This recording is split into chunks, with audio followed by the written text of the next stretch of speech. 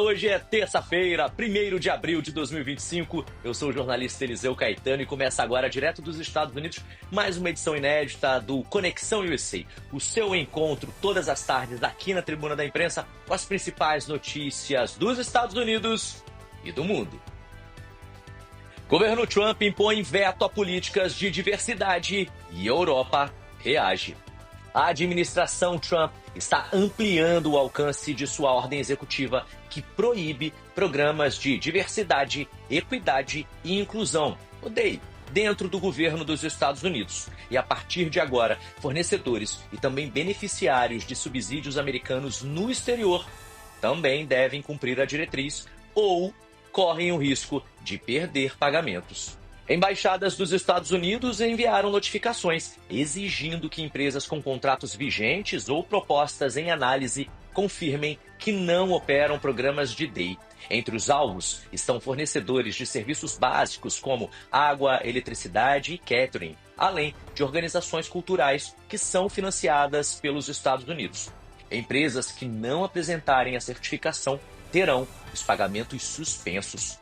A medida gerou reações na Europa. O Ministério do Trabalho da Espanha classificou a exigência como uma flagrante violação da legislação do país, que obriga empresas com mais de 50 funcionários a implementar planos de diversidade. O prefeito de Barcelona, também na Espanha, Jaume Colboni, chamou a ação americana de uma avalanche reacionária contra os valores democráticos da Europa. Na Alemanha, a BMW confirmou ter recebido uma notificação da Embaixada dos Estados Unidos na Bulgária sobre a sua política de diversidade. E, em resposta, a montadora afirmou que continuará seguindo a sua estratégia de governança social e ambiental, sem se curvar a tendências de curto prazo. A França também criticou a interferência americana, destacando que o governo Trump, além do veto ao DEI, ameaça impor tarifas adicionais a empresas europeias. Aliás, desde a posse em 20 de janeiro, Trump tem adotado medidas que intencionam a relação transatlântica, incluindo novos embargos comerciais e a revisão de alianças militares. Harvard em investigação sobre antissemitismo.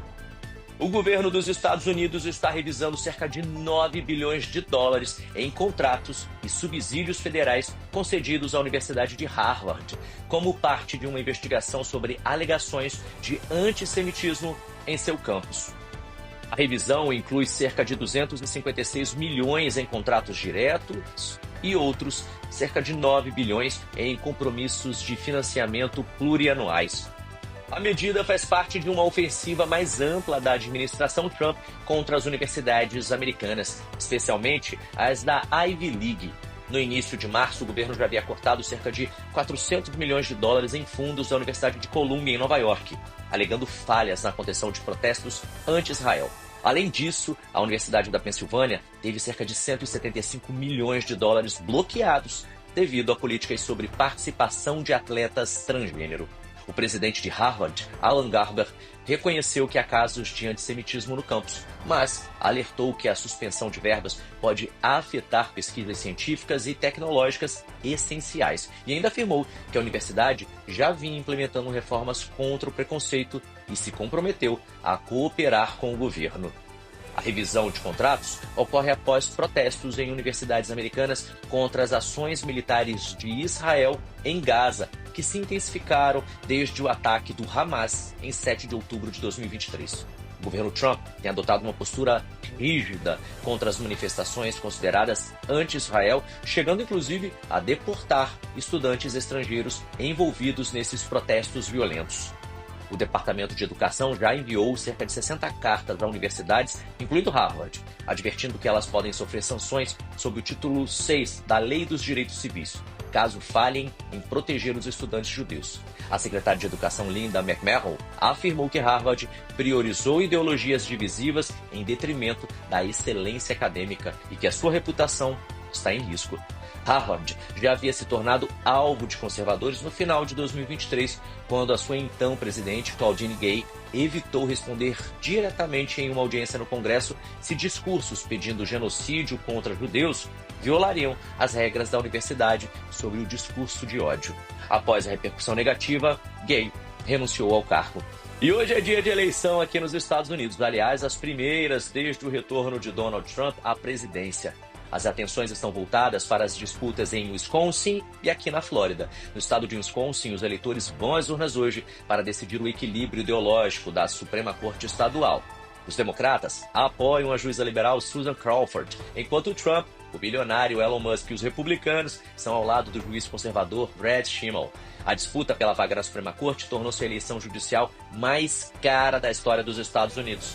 Aqui na Flórida, ocorrem eleições para substituir os ex-representantes republicanos Matt Gaetz e Mike Waltz. Se os republicanos vencerem no estado, isso ampliaria a estreita maioria do partido na Câmara dos Deputados. O senador Cory Booker subiu ao plenário do Senado ontem para protestar contra as ações do presidente Trump e de sua administração. Segundo ele, em apenas 71 dias, o presidente dos Estados Unidos causou tantos danos à segurança dos americanos, à estabilidade financeira, às bases fundamentais da democracia. O democrata de New Jersey declarou que estes não são tempos normais na América. Durante horas no plenário, ele leu cartas de cidadãos preocupados com o país e pedindo a ação dos legisladores. Ele também abordou possíveis cortes no Medicaid e na segurança social, a eliminação de investimento em pesquisas e ciência, a campanha da extrema-direita para demonizar e deportar imigrantes, a remoção de conteúdos sobre mulheres e pessoas não brancas dos currículos de história dos Estados Unidos e os ataques à liberdade de expressão em universidades. Na manhã de hoje, Booker ainda estava discursando. A China iniciou hoje exercícios militares ao redor de Taiwan, com um aviso severo e um forte impedimento contra as forças separatistas da independência de Taiwan, declarou o comando do Teatro Oriental do Exército de Libertação Popular em um comunicado. Aliás, os exercícios que envolvem o Exército, a Marinha, a Força Aérea e a Unidade de Foguetes ocorrem poucos dias após a visita do secretário de Defesa norte-americano Pete Hegseth à Ásia, onde prometeu conter a agressão da China na região Indo-Pacífico. Autoridades em Taiwan condenaram as manobras, classificando-as como imprudentes, irresponsáveis e totalmente inaceitáveis. A Casa Branca encerrou a sua investigação sobre os altos funcionários de segurança nacional que discutiram um ataque militar dos Estados Unidos contra os Houthis do Iêmen em um grupo de mensagens, conversa que, sem querer, incluiu um jornalista.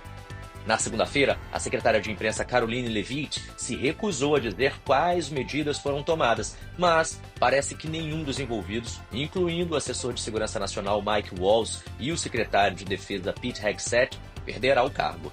Jeffrey Goldberg, editor-chefe da The Atlantic, que era o jornalista presente no chat, descreveu a situação como uma grave violação de segurança nacional. Ele disse que se isso tivesse acontecido 6 meses atrás e os envolvidos fossem Tony Blinken, o ex-secretário de Estado, e Jake Sullivan, o ex-assessor de segurança nacional, e a ex-vice-presidente Kamala Harris, discutindo um ataque iminente em algum local do Oriente Médio, que ele não acha que Pete Hegseth e Donald Trump estariam descartando o caso tão rapidamente. E esse foi mais um Conexão USA aqui na Tribuna da Imprensa. Você já sabe, todos os dias, no início das suas tardes, você tem um encontro marcado com as principais notícias dos Estados Unidos e do mundo aqui na Tribuna da Imprensa.